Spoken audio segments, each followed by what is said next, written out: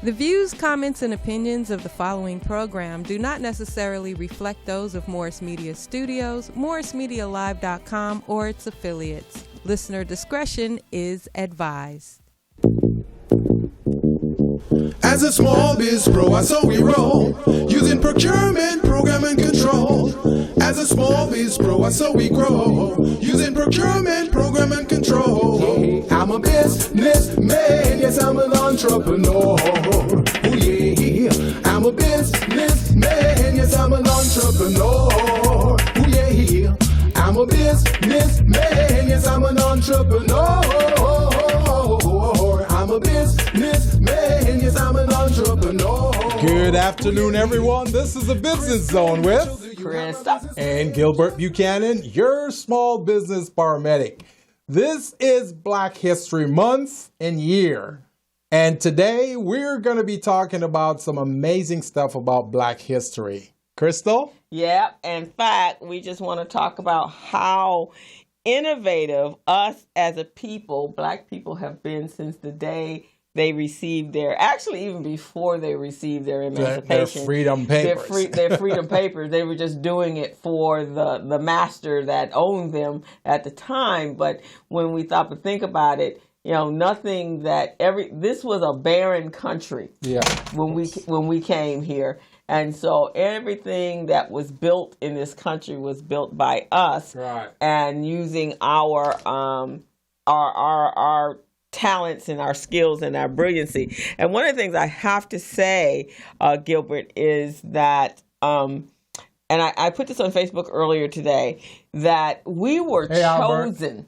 They realized, based upon what we had done in Africa and in Egypt and in all of the areas over there, how talented we were. They had tried with the Indians, the American Indians that were residing here, that was already in America before they got here. And they had tried with the Chinese. They had tried with a number of other ethnicities. Right. The Spanish were already here. Work. That's where it didn't work. So they went to find the group of people that could work in the capacity that they needed. And we have to remember that slavery was about capitalism. And there were more millionaires created in that time frame while we were in captivity than ever before. Say it again, Crystal. Say it again. Slavery was about capitalism. It was about money. Hey, Gerald, how are you? It was about making them money. And they didn't really have to do anything, because everything that was being taken place, the cotton gin, everything, and those are some of the things that we're going to talk about today, was from our ingenuity and our innovation and our invention. So we should be able to do the same thing for ourselves that we did for them. And we just have to know that they didn't teach us how to do that. No. We knew how to do that. Yes. So it was about business. So for that to happen, we can do the same thing. If we came out of slavery, creating opportunities for ourselves, and there were no opportunities, there is no reason for us not to be able to do that. That today, is true. right? I totally agree. And one of the things that I wanted to throw out there, Crystal, is that back in the 1800s, when slavery was in effect big time and other people were making money off blacks, when we decided to break away from that and become creative and self-sufficient for our own selves, we didn't have any support. We didn't have any assistance. There was no SBA. There was no Small Business Development Center. There was nothing like that to help us out. So our foreparents were so creative and ingenious that they were able to start their own business, and they also generated a lot of revenues doing that. Right, exactly. I mean, there's a book, and I think I talked about this before. There is a book called Black Fortunes. Yes. And in that book, and I highly recommend everyone to get that book and read it, is this book talked about it was 7 individuals that became millionaires right after slavery. I'm talking, soon as they signed, the Emancipation was signed. Yeah.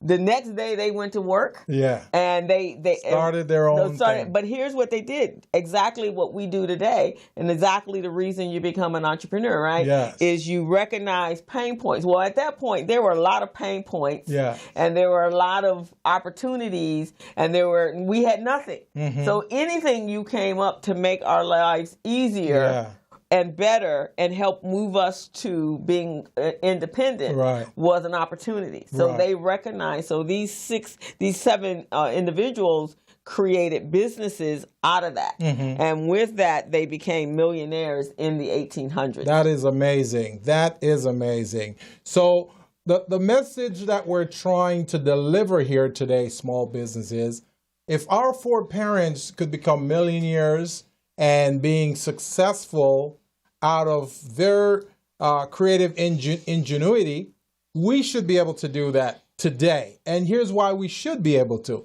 Because we've got a lot of assistance right now. We've got business coaches like Crystal and myself to help you guys. We've got the SBA. We've got the Small Business Development Center. We've got all these different programs that can assist us. So if our four parents could do it, we can certainly do it. Exactly. And Dr. G is saying we're in different times. We must become interdependent. That's absolutely right. Because it's important. We have, one of the biggest things is, I think, for us to overcome is we have to put all our differences aside. We have to put our egos aside. There is so much work to be done in our communities that there is no competition. Right. What it should be is unity. Just a second. Can we take a quick break? Because some of the folks here, they're saying they can't hear what we're saying. Oh, okay. So we're going to go ahead and take a quick break right now. We're going to come right back, okay? We're going to fix this technical problem. All right? So take a break.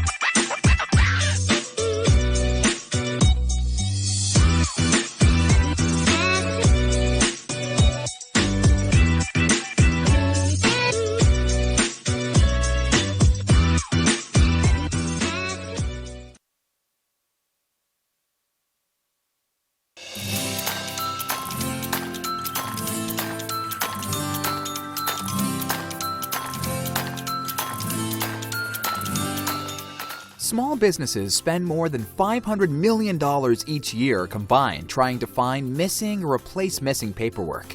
Hey small businesses, are you tired of losing out on business opportunities because your paperwork is not in order? And don't you hate having to register in multiple websites just to find a single procurement opportunity that may not even be worth your time? Well, worry no more. Small Biz Pro is the solution to your problems. Small Biz Pro is an all-in-one cloud-based business management, compliance, and procurement assistance software platform that keeps small businesses organized, contract-ready, bank loan-ready, with quick access to procurement opportunities, as well as market research data.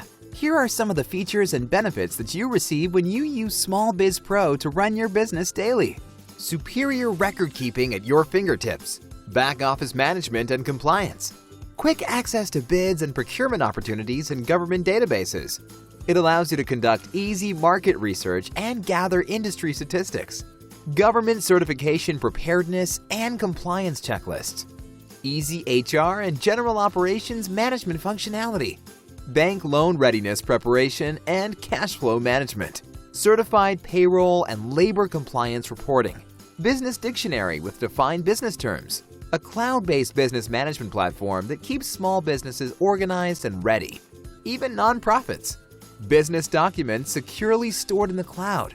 Data fully encrypted and protected by triple firewall reinforcements. On-the-spot document retrieval. Okay. So Actually, technical difficulties was not on Gilbert's side. It's one of his listeners, his followers. So that's cool. But he was on it, guys. He was on it. he had his Bluetooth in. That's why he couldn't hear. So Before we jump into our topic, though, speaking of social media, Yeah. so yesterday I get a call. I was with a client and I get a call and it was several like back to back. I'm like, what's going on? So they were calling me because somebody was trying to hack in or clone me on Instagram. Really? So they're like, are you on Instagram right now? Like, no. Somebody's trying to be you. Like, Wow. oh no, you can't be me. Can't be you. You're original. I am the You're original. the only Crystal Mitchell out there. And so I was like, and he was going, you just sent something to me? I said, no, I didn't. He says, and somebody's asking me for personal information. And first of all, that would never, ever Right. happen. You should put a big statement out there that you'll never, ever ask for. Right. Well, my Instagram actually says the authentic and original and official Right. Instagram for Crystal Mitchell. Okay. And so he told me, I said, well, describe what you see. So he was saying, it says Crystal Mitchell with an underscore at the end. No, Right. that's not me. No. So I went to it and it had 6 posts. Right. And so first of all, I had more posts than that, and then it had it's 17 followers. Yeah. They were my people. Yeah. So that They those just copied them. Those people came to say, one of them, LaRon. Yeah. LaRon was like, that didn't look right to Yeah. me. And then one of them was a client of mine that was on. He was in my digital marketing class, and he called. Yeah. And so I went back, and then I reported him to Instagram. Right. And then I unfollowed all the people, and then I Yeah. came back to say and made a screenshot of Yeah. the one that was trying to copy me. Yeah, yeah. And said, this is not me. Right. And I have unfollowed all of you. So now you should be only following me on my official Beautiful, page. So beautiful. I am not, let me just tell y'all, God, you cannot duplicate Crystal. I am the one and only. And even a guy I dated says, I've been following the wrong Crystal. No, baby, you know who I am. There is no other like me. He's been following the wrong Crystal. So just so y'all, whoever got that big bright idea to clone Crystal, not possible. My people know who I am. So you guys have heard it here first. You cannot clone Crystal. There's one original Crystal, and don't even try it. Don't even try. Just not. So we were talking earlier before the break that in order for our four parents, and this is Black History Month, we're celebrating Black History Month and year. And Black history doesn't just necessarily mean for Black people. Black history means that everyone who is involved in the development and the growth of Black culture, and it could be anyone. It could be Latinos, it could be Asians, it doesn't matter because we all work together in teams. What we're trying to tell you is that the beginning, the inception of how we came to be and how our resources and our wealth got developed. Many of our foreparents, they had nothing, but they were able to do it. So what we're saying on this show is that you guys can do it too. We've got more resources now than our foreparents did, and some of them were millionaires. So with all of the resources that Crystal and I are providing you guys should be able to use that. So there was an article that is in this month's issue of Forbes, and you can get Forbes online. And I highly recommend that you subscribe to Forbes because they have some amazing information that can be very, very beneficial in you running your own business. But one of the things in the very first paragraph of the article is African Americans had played a profound role in shaping the U.S. business landscape. Technical innovations like the traffic light, and we're going to talk about who did that, automatic electric doors, elevator doors, and even caller ID, all sprung from the minds of very creative Black luminaries. So, and that's the cell phone. We're going to talk about the number of entities, but right now, a lot of times we as people indicate that we don't have all the resources in order to start our own businesses. Right. And actually, when we stop back and go back to our ancestors, they had like we just said, they had no, there was no SBA, there was nothing. So they had to create, and a lot of it came from bartering, right? They created a value and a wealth. Right. Hey, Tanya, how are you? They created a value, and then they were able to barter, and eventually that created the wealth the money that they needed in order to trade actual capital. Right. So there are a number of Black billionaires, and there's actually a Black billionaire club. Robert F. Smith is one of them. $5 billion is his net worth. David Stewart. Now, David Stewart was, he once watched his car be repossessed from his office parking lot. Wow. And today he is the billionaire founder and chairman of an IT provider, Worldwide Technology, one of the largest Black-owned businesses in America. In 2018, Forbes named him a billionaire with a net worth of $3.4 million. Billion. Today, he is his current net worth is $3.5 billion. Then, of course, we have Oprah. Everybody knows what Oprah did. She's $2.7 billion. Michael Jordan is $1.9 billion. Jay-Z is at $1 billion. So these are individuals that took a craft, a talent, or skill. They were working for other people. Yes. Right? Yes. And then they came up with their own ideas, and now they've created. Now, one of the things that I am most impressed about our founders when they started their businesses, they reached back into their communities. A lot of them, hey, Michael, a lot of them used their monies as they became millionaires. They used their monies in order to help support the Underground Railroad and create the Freedom Express, and helping others that were like them, that were slaves, that were now free, that needed some assistance. They actually sponsored and paid for the Underground Railroad. So they funded that. They funded that. Yeah. So that is where we need to be. So if we could be that way in the beginning, we should definitely be that way instead of fighting against each other. We don't have to hear all that chatter that goes on the outside. No. Our sole focus should be on us. Right. Right. So I'm glad you mentioned that, Crystal, because usually I don't like to brag about the things that I do for small business, but I just wanted to put this out there because in the spirit of what you just said about how, our foreparents back then, they funded movements, they funded programs, they funded opportunities for others. They didn't have to do it, but they did. And that's the same thing we're trying to do right now. So I just want to explain to our listeners, our small biz pros out there. And first, I want to recognize some folks who are listening right now. Gregory Burke, thank you. Alfred Foster, Richard Alacon, Wanda, Kevin, thank you guys for tuning in to the Business Zone. So, I did a workshop last week for OmniWorks, sponsored by the Urban League. And there were about 30 people in that workshop.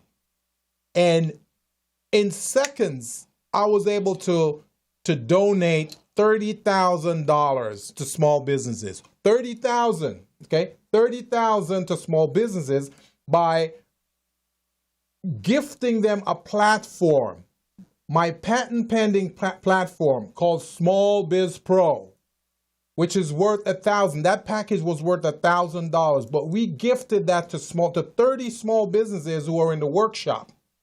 Because I want to see small businesses succeed. And it wasn't just Black businesses. It were a mixture of everything. You've got Black, white, Latinos, Asians, they were all in the workshop.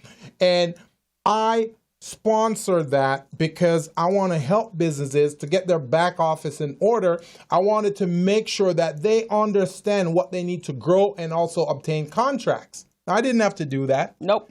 But I did it because I wanted to follow in the footsteps of our foreparents and give back.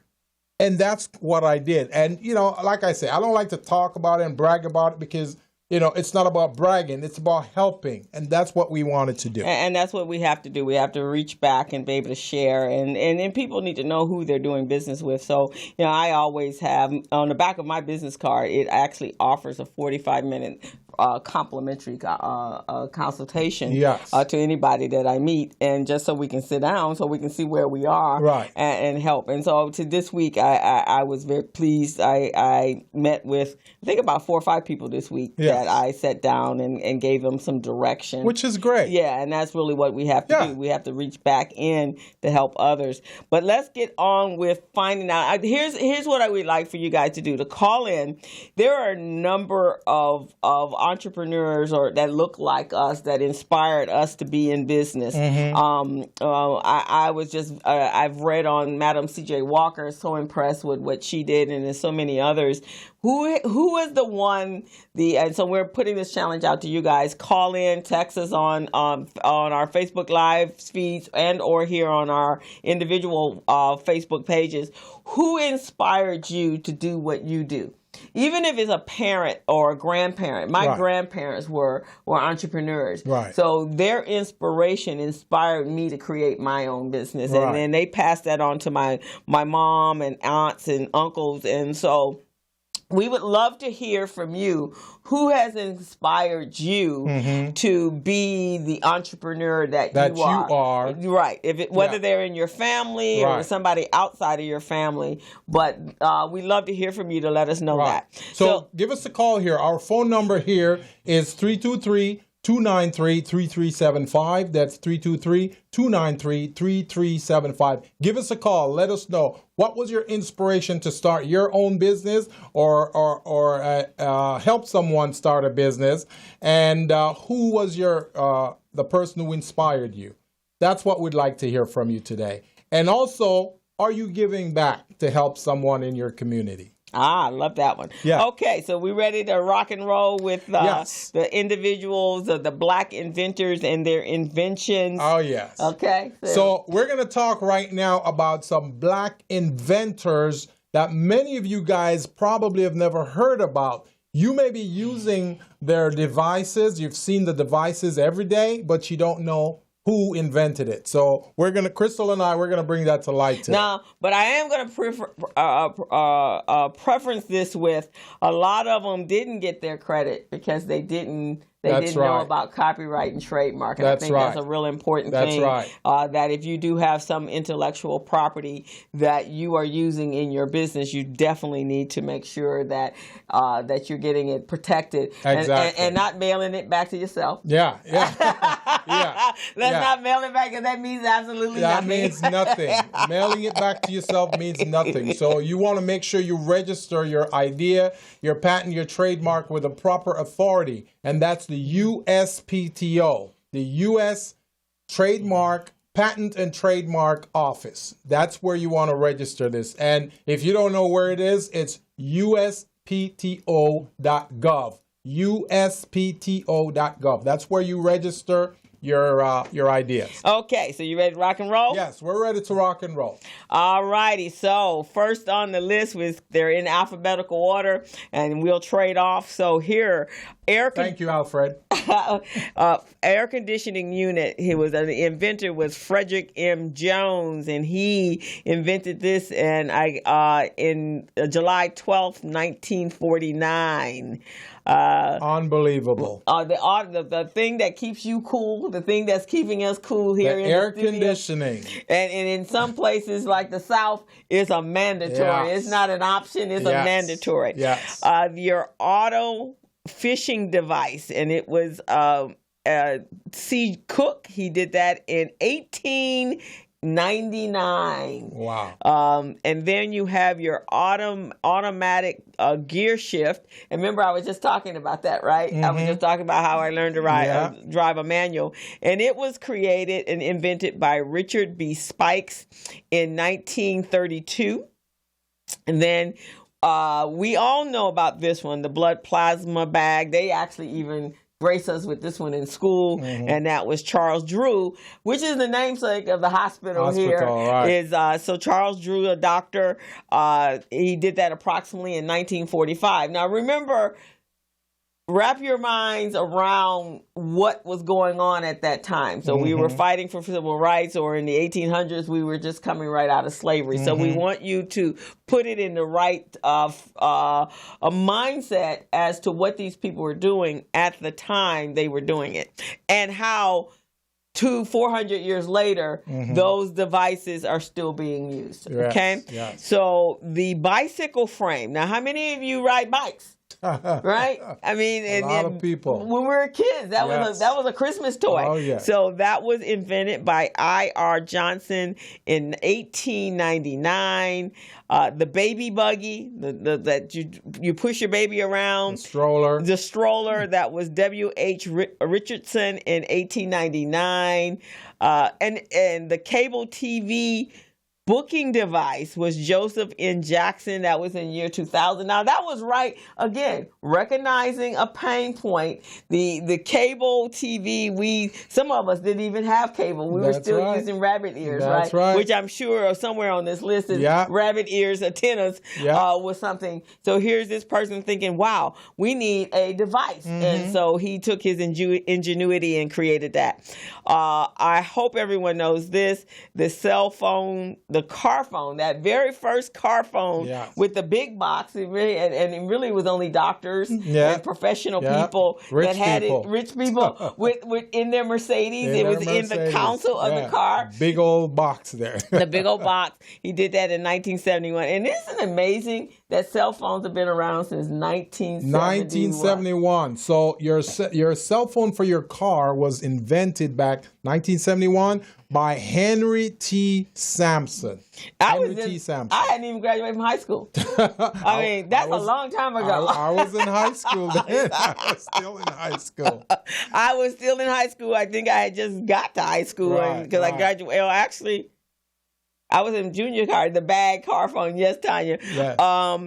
The chamber commode, which is the bathroom, because before that, they were going outside to the outhouses, and that was in 1897. So now, of course, these are individuals that were working in their master's homes or the plantation owner's home, and they had to make it easier for themselves, right? And just remember that when someone creates something or invents something, they said, what is it? Necessity is the mother of invention. It is. So something happened, and they wanted to make their life easier because it was so difficult. So they invented these things. Yeah, they probably got tired of taking the mistress out to the white outhouse. Exactly. Or down to the river. Or down to the river. or changing bed limits the next day, because they know what it is, right? So they created that. So clothes dryer. So the clothes dryer was the next one, which I thought was an amazing invention. And this was invented by an African-American, G.T. Sampson. Not to be confused with Henry T. Sampson for the cell phone, okay? G.T. Sampson. That was amazing. Yeah, that the clothes dryer. Again, out of necessity. Who was doing all of the housework? Yes. Who was doing, and he did that probably for his wife. Yeah. Because she was hand washing clothes. Yep. And it was winter. Yeah. And she would have to go outside. Hang it out on the line. People come by, steal your clothes off the line. Or just freezing. Yeah. And then here they didn't have boots and stuff. They had to go out. And so he probably like, I want my woman to be out there. That's right. So I'm going to make your life a little easier. I'm going to create this clothes dryer. So And then the doorknob. Now, these are basic things that we have to use every single day. And so that was Old Dorsey, and that was invented in 1878. Right. The egg beater, again, someone in the kitchen going, this is too hard to beat up. If we got a family of 25, 30, 40 people, and we're doing this for every egg. Yeah. So they found they created an egg beater, probably was a blacksmith. That's right. That was William Johnson, and that was in 1884. Right. The next we have... Now the elevator. We've been taking elevators for the longest time and not knowing who was the inventor of that. It was an African American. And it was invented back in 1867. By Alexander Miles. Can you imagine that? 1867, the elevator. First elevator was invented. But did you ever hear about any of this when you were in school? No, never hear about this before. No one knew that this was created by an African American. And I lived in New York. I grew up in New York. The education system was definitely far superior to California, to Los Angeles, where I went. Sorry, everybody. Doesn't mean that, but that's just the case. And we were really deep into civil rights in 1965, The one that really, really got me is the invention of the traffic light by Garrett Morgan. Yes. Garrett Morgan, that was back in the 1800s. And that's because, and I want to tell this story. That's because in the African American communities, when kids were playing, the other folks from the other side, they would drive through those communities and they would drive really fast, nonstop. And they would, sometimes they will hit the little kids, the little African American kids. They'll kill some of them just driving through the community. So that's how the traffic light was invented, to slow that process down. Yes. So it was amazing. It's unbelievable. Right. Exactly. And no one knew that the traffic light was invented by an African American. Right. Exactly. You didn't, because that was all during the time of building a new car. Now here's one that you've always been taught that Thomas Edison created. Electricity in the light bulb. Well, it really wasn't true. The electric lamp and bulb was created by Louis Latimer. I think you should say that again, Crystal. You have always been taught that Thomas Jefferson was the grandfather of light. And yes, he did the electricity, but the electric bulb and lamp and bulb was invented by Louis Latimer, and he did that in 1882.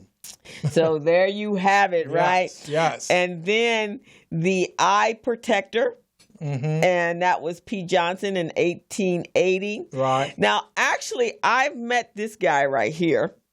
I've had many conversations with him. Actually, I think I even coached him. Right. His name is Joseph Jackson. He created the female cycle indicator. See, this is amazing. This is amazing.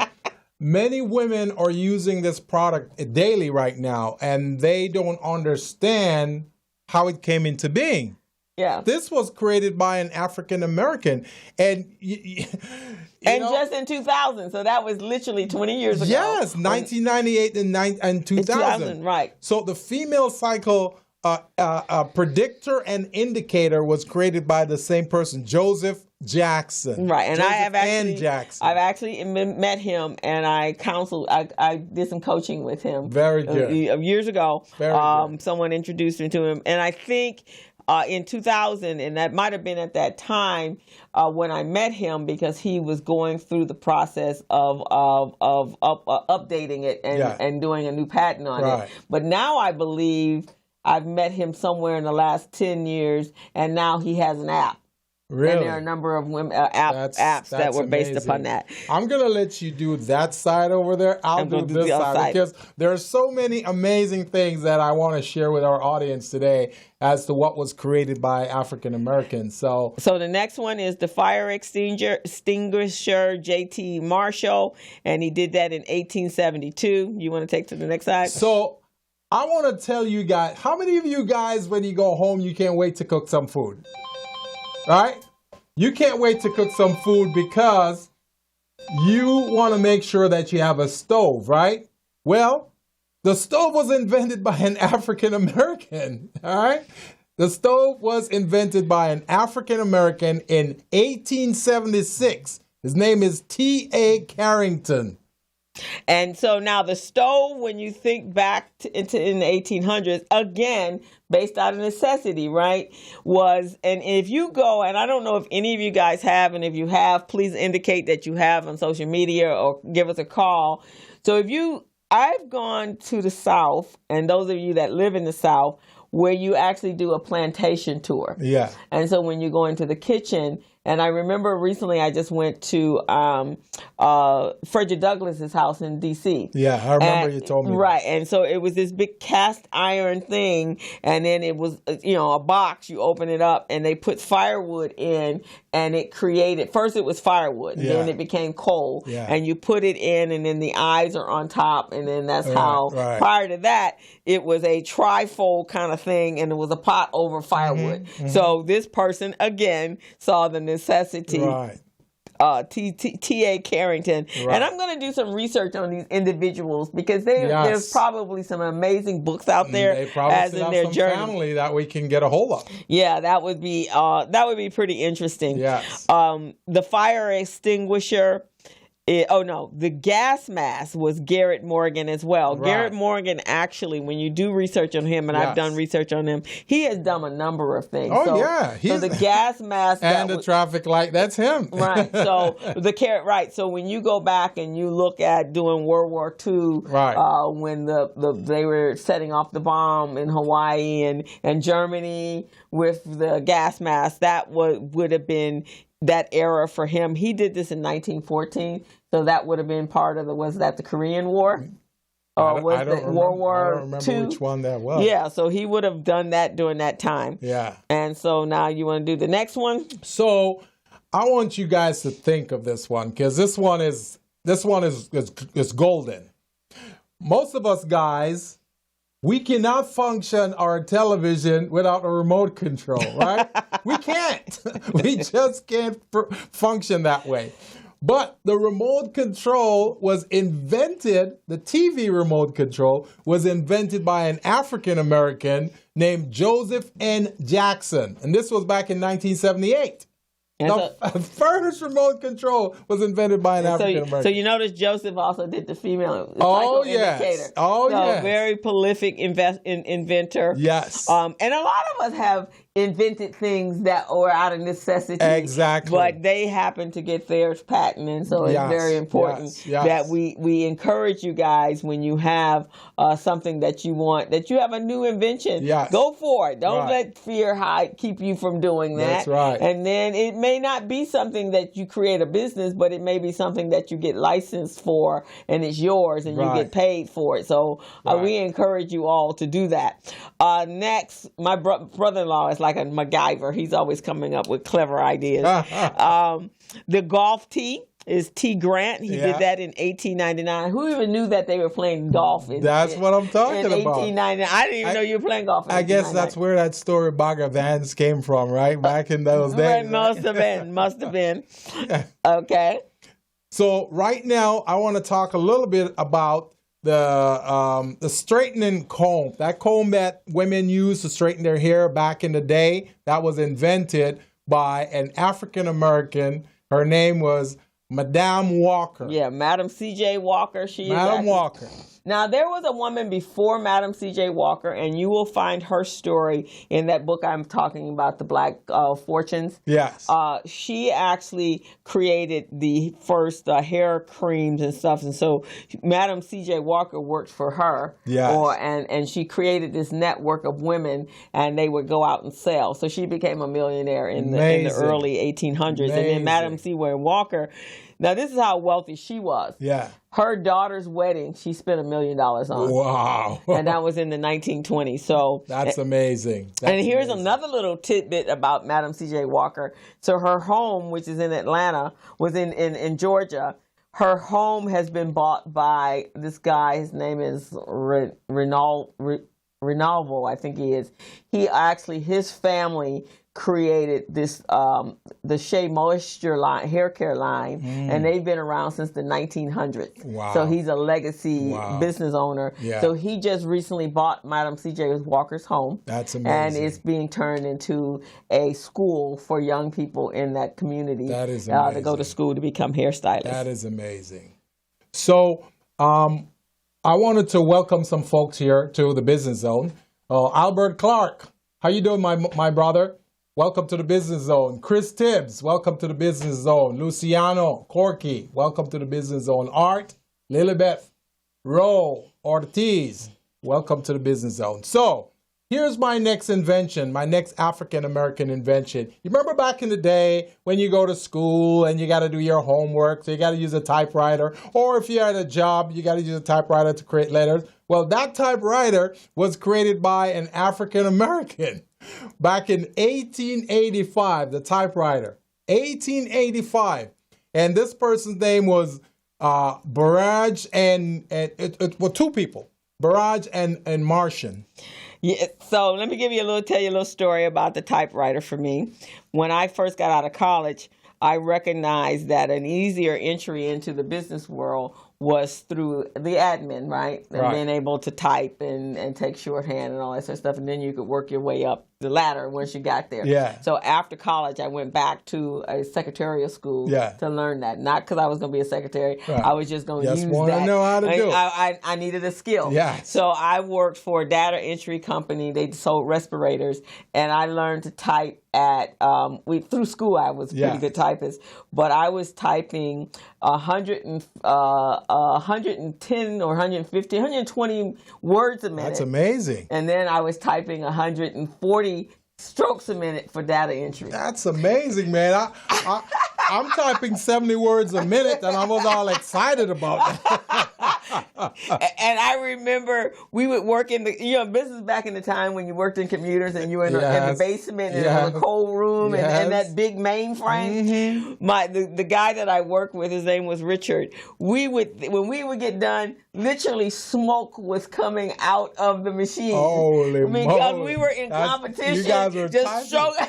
That's amazing. That's my amazing typewriter history story there. That's amazing. So we talked about the thermostat, right? You get home, you got to turn down your environmental control, turn it up, get it warm, get it cold. Well, the thermostat control was invented back in 1960, and that was done by an African-American called Frederick M. Jones. Frederick M. Jones. He invented the thermostat control. Right. And the ironing board was invented by Sarah Boone in 1987. And so 1887. So, of course, again, out of necessity, they created, because if not, they were doing it on the table. That's what I'm talking about. And so they created the ironing board. Right. And the spark plug for your car, when you take your car to Jiffy Lube or one of those places, and they say, you need spark plug. That's why you're not getting enough power within your engine. Well, that spark plug was invented by Edmund Berger in 1830, an African American. There you go. And then we have the lawnmower that was invented by J.A. Burrell, and that was in 1889. And again, stuff out of it, because who was mowing the lawns, who was cutting the grass on the big plantations and all those acres was that individual that had been a slave. That is true. And so now they created something to make their job that much easier. You got to make the job easier. Right. And just like with all of us, we got to receive our mail every day, right? We want to see, even though we're getting bills from the bill collector, and we don't want to deal with it, we still got to check out our mail. Well, that mailbox was invented by an African American called Paul B. Downing. Paul B. Downing in 1891. That mailbox was created by an African American. And then the hairbrush, Lydia D. Newman created the hairbrush in 1898. Actually, Lydia D. Newman is the individual that Madam C.J. Walker actually worked for, and she was the one that came up with the hair ornaments. Amazing. And so she had that, and then Madam C.J. Walker came afterwards. So amazing. Again, who was doing their plantation owner or their mistress's hair was these individuals, these women that were working in the house and in the big house. Yeah. And so again, here. You guys notice the thread here, right? Yeah. These inventions were created because this is something that we were doing on a daily basis. Yeah. And so here's how I see this. Mm-hmm. We were told to do a task, but we're given no tools to do the task. That's right. That's true. That is so true. That is so true. So you had to come up with your own device to make that job, to be able to finish that job in a timely manner. Yes. Because they gave you this task to do a timeline when they wanted it done, or you would gotten beaten. Exactly. Right? Exactly. And so you came up with the device to make that, to be able to accomplish the task, to keep from being beaten. Yeah. And then at the same time, to be able to operate in the time frame they wanted you to make. Amazing. So that's how I think about things. That's exactly how it is, because a lot of times we don't have enough time in the day to do all the things we need to do, but we got to find ways of doing it. So by creating inventions to simplify the process is really how we go about making this thing work. Exactly. Just like the refrigerator. Yeah. So we cook our food, and we cook more than we need to, because we don't want to cook every day. So we figure, okay, if we cook and we put it all together, we need to put it someplace where it will last. So that's how the refrigerator was invented. Right. And that was invented way, way, way, way back in 1891 by J. Standard. J. Standard, an African American. Now this one, and my side is pretty much done. Yeah. But this one, so the reason why we were chosen to do become these slaves. Was resourceful because way back in ancient Egypt, there were many inventions that took place. That, and Egypt is in Africa. However, you guys, they're not North Africa. In Africa, there's one continent. And so the stethoscope was created by Imhotep. I want to say it's Imhotep.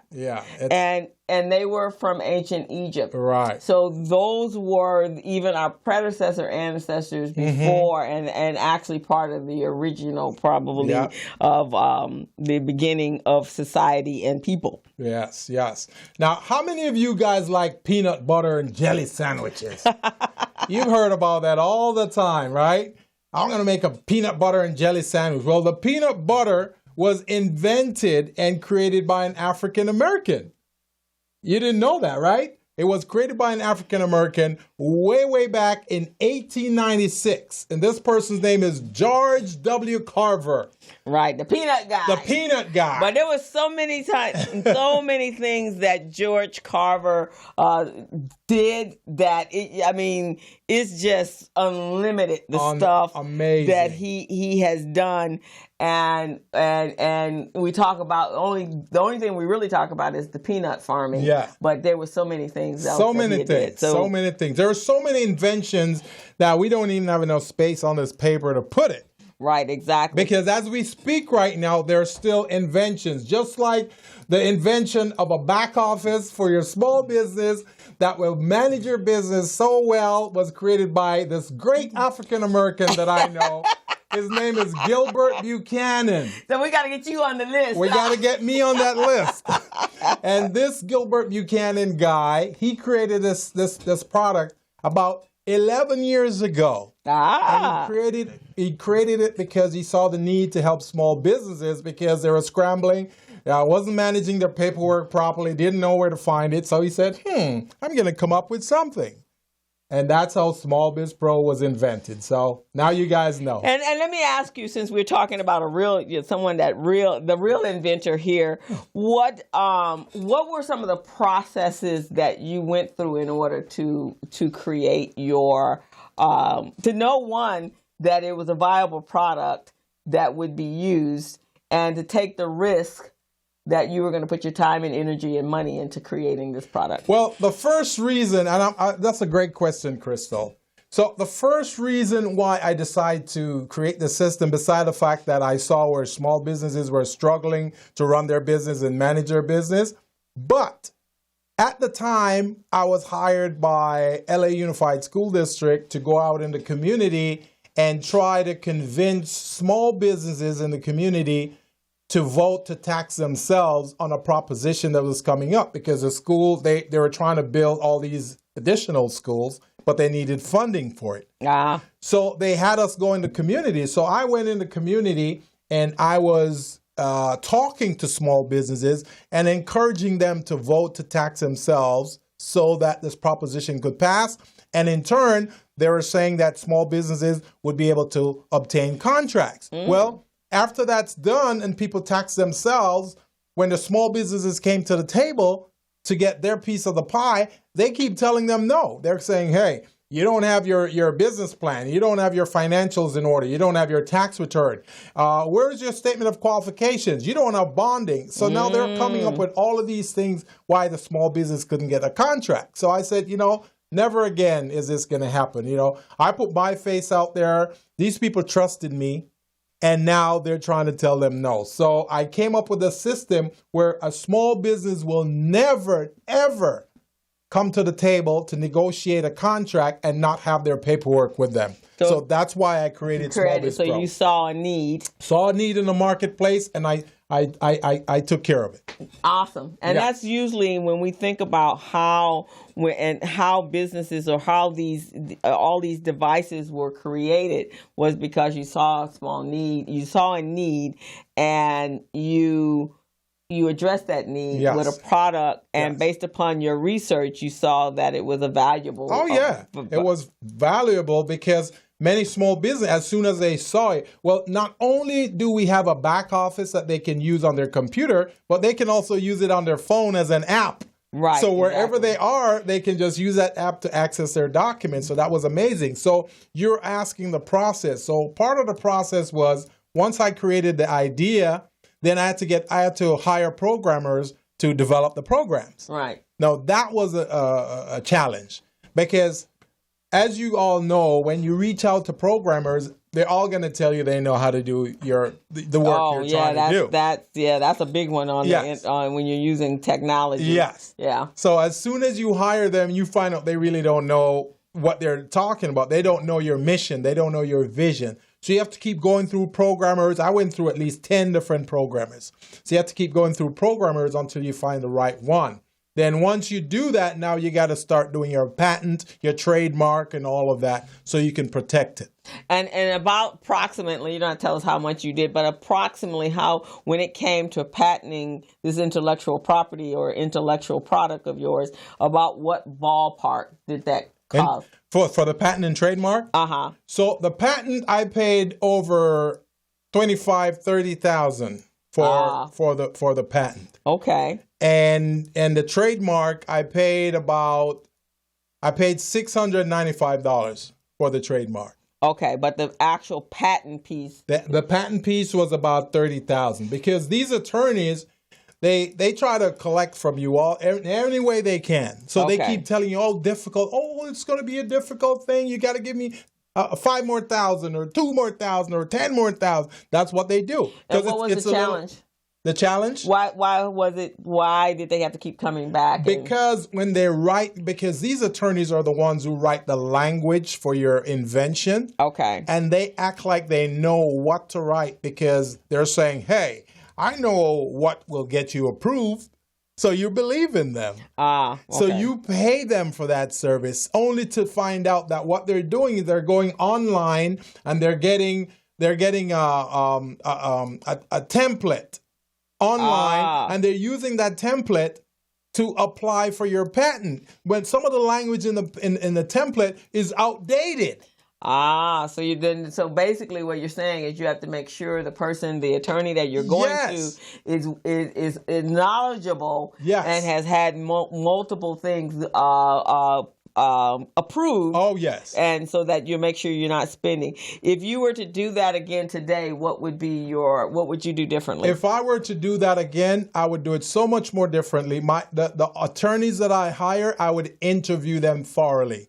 to make sure they really know what they're doing and make sure that this field, IT, is their specialty, that they know about IT. Because many of these guys know nothing about IT, but they want to represent you. They want to say, oh, I can do this patent for you. So that's one of the first things I would have done. Okay. I would have done my due diligence on a lot of different things. For example, I trusted this one attorney when he was putting a narrative in my patent application. He was putting CD-ROMs and hard drive. I'm going, that's not what this is about. This is a software. What are you talking about? Hardware and CD-ROM? Nobody uses CD-ROM and all of that stuff anymore, So that was another part to it. And it just costs a lot of money. And, so I fired him. Okay. I fired both attorneys. So right now I'm working directly with the patent office. Okay. And would you advise, if we were anyone that had an idea that they really want to go out and get patented and copywritten, would you advise them to go directly to the U.S. Patent Office? Well, I wouldn't advise that because you have to know a lot of things. You've got to know a lot about your product. You got to know a lot about the process. You have to know a lot about how the patent office interface with you, because most of them will not deal with you directly. Oh, okay. So you have to understand that process too. But because, I'm the type of person, I got to make it happen. Right. I went out there and I reached out to the supervisor at the patent office and I said, listen, I have this attorney. He's not doing a good job in defending me. Mm-hmm. I don't want to say defending, but representing me. You, right. And on my product. And he's misrepresenting my product. So I want to get rid of him. So I had to go through a process, fill out paperwork and to remove him because he was the attorney on record. Oh, okay. Yes. So just so you guys know, when you're doing a patent, the attorney you bring in will be the attorney on record. So anything that the patent office does will go through that attorney, not you, even though you own it. It's going to go through them. So when you remove that attorney, then you have to notify the patent office and you fill out some paperwork. You may have to pay a fee and you bring in a new attorney. But they have to be notified.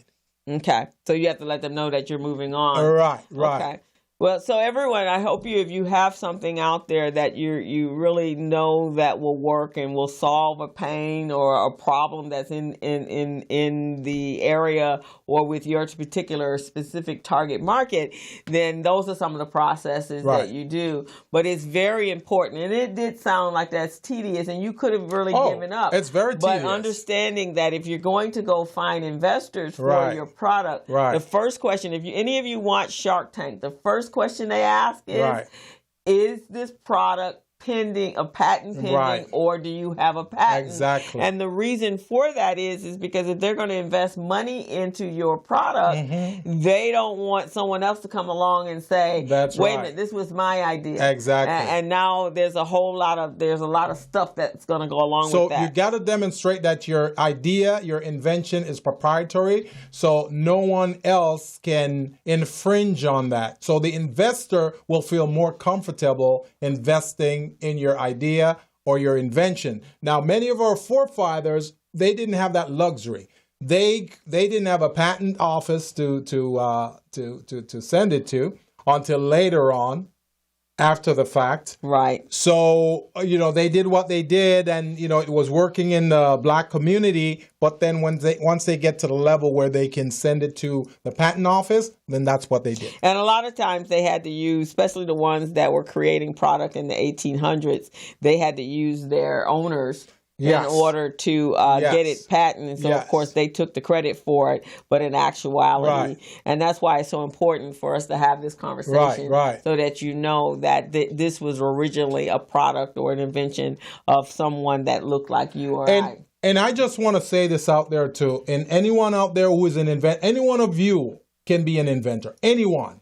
If you see a pain in the marketplace, you see a need, a problem that needs to be solved, and no one else is solving that problem, or they might be solving it, but, not fully, and you come up with a solution that can do a much better job, go for it. And patent your idea. Patent it, patent it, patent it.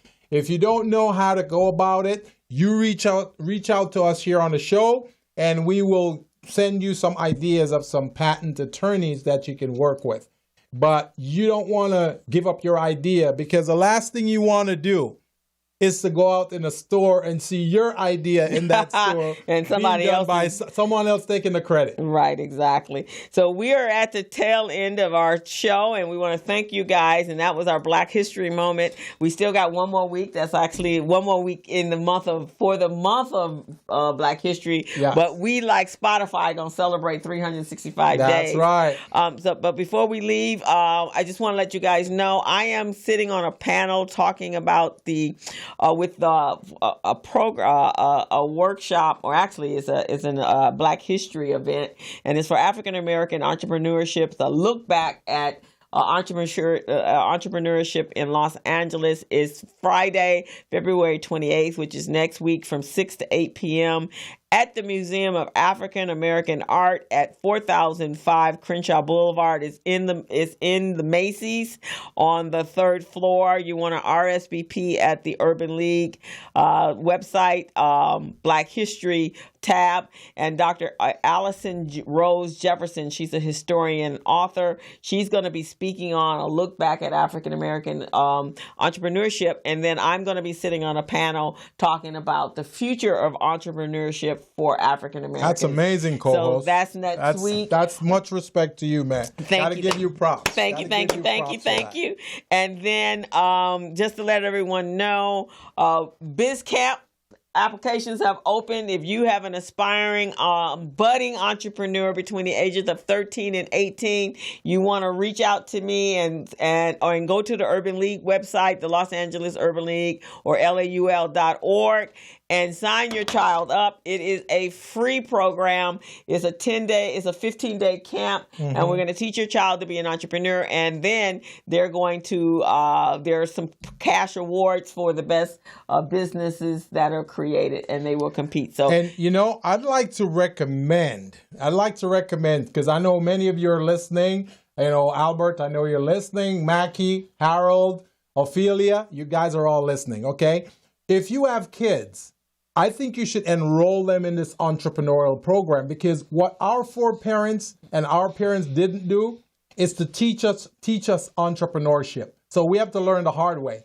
So if you enroll your kids in this program right here, this Biz Camp with Crystal, unbelievable. These guys can become young entrepreneurs. Right. So you can go to our Facebook page, but go to the Urban League and you get details. Camp, our deadline for applications is April 30th. So you want to get your applications in. And then one last thing before we head out, I am also speaking at the 5th annual Women's Economic Entrepreneur Empowerment Tea. It's going to be held on March 14th at 11 a.m. And I'm going to be a special guest speaker for that event. And I am going to be talking on digital entrepreneurship and how to create multiple streams of income, which has been my mantra. That's your thing. That's my thing, how to create multiple streams of income. I hear that. So this is being hosted by the National Coalition of 100 Black Women. Go to their website. It's ncbwlat.eventbrite, or just put the 100 Black Women in Eventbrite and it will pop up. Get your ticket. It's an amazing tea room in Torrance, and we'd love to have you there. So be the difference and sign up. Be the difference, sign up. I appreciate you guys watching our show today. Right. So we will see you next week. And we'll have another, we're not quite sure what we're talking about next week, but you just come on in. It's always fun and exciting. And if you have a topic you want us to share on the show, give us a call, send us an email. We'd love to share that topic on the show. We certainly will. Okay, guys. So have a fantastic weekend. Go over to the Pan-African Film Fest at the mall. There's a great vendor fair there, art and clothing and African jewelry and African clothing, and then go check out some of the movies. I have had a fantastic time. I've bought t-shirts. I supported the Black businesses over there. So we want you to do the same. So make that one of your stops this weekend. They are here till the 23rd. So we want to sign off and tell you all to have a fantastic weekend. Enjoy the nice weather. Be safe and continue to uplift our Black inventors and business owners out there. And Work with black businesses if you can, guys. Work with us because support. we're all together on this thing. Yeah, we are. So have a great one, guys, and we'll see you next week. Take care. We're tuning out. As a small biz pro, I saw we roll, using procurement, program, and control. As a small biz pro, I saw we grow, using procurement, program, and control. I'm a businessman, yes, I'm an entrepreneur. Oh yeah, I'm a businessman, yes, I'm an entrepreneur. Oh yeah, I'm a businessman, yes, I'm an entrepreneur. I'm a businessman, yes, I'm an entrepreneur.